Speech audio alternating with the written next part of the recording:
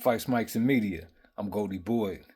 Born May 27th, 1975, Yonkers, New York.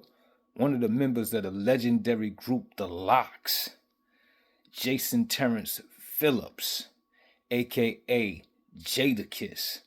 One of the greatest lyricists and spitters in the history of hip hop.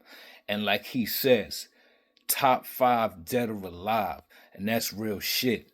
And for all my younger viewers who probably knew who he was growing up because you probably grew up off him, you got to re-experience and see why they call Jada and why he calls himself top 5 dead or alive lyricists when they did Lox versus Dipset or Dipset versus Lox, because he showed his whole entire ass that night and showed y'all why he's the top 5 dead or alive.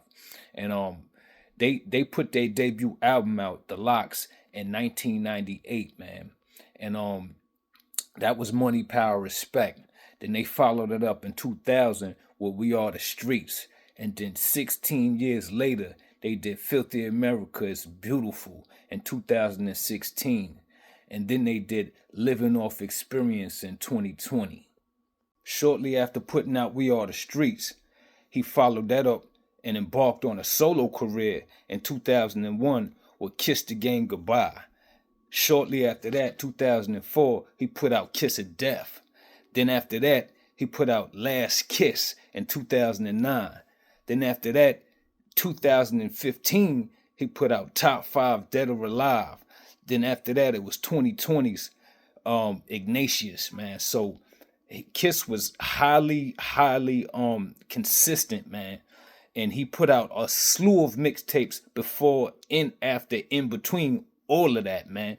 And his mixtapes were some of the most memorable mixtapes people probably will ever remember. And he also did collaborative albums like Rough Riders and stuff like that, man. So, and then he also did an album with Fabulous too, called Friday Night on Elm Street. So this dude is like one of the most consistent rappers of all times. Him and Fabulous, as a matter of fact. He's the other guy from the class of 98 that is still rocking right now, along with Jadakiss, man. So big up to both of these guys' storied careers, man. And I just love to see that Jada is still spitting and is super consistent and is still the same guy. Like, he never switched his shit up, bro. Yeah, of course, he came out in 1998 and 98 and they was wearing the shiny suits and all that. You gotta crawl before you walk. You gotta do what you gotta do sometimes, you know what I mean? So, and it takes dough to make bread. They had to get that dough. So I totally understand it, and everybody else does too. So nobody's ever faulting J and them and the Lox for wearing shiny suits, because they did it the hood way anyway. So as far as I'm concerned, that man has never had no blemish in none of them. The Lox is one of the illest, how you say it, and thoroughest groups. The hardest niggas from New York come from Yonkers. 50 even said that. So yeah, man. Them dudes is like really cornerstones in this game, man.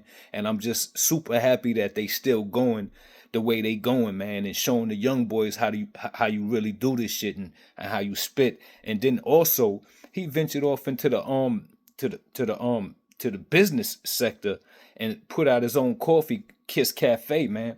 And from what I'm hearing, he's doing great with that. I don't drink coffee myself, but from what I'm hearing, he's doing great with that venture, man. So he's just showing these young boys that you don't have to just do rap.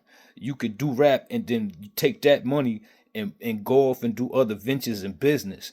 And for that, I respect him thoroughly, man. He's got his son graduated college.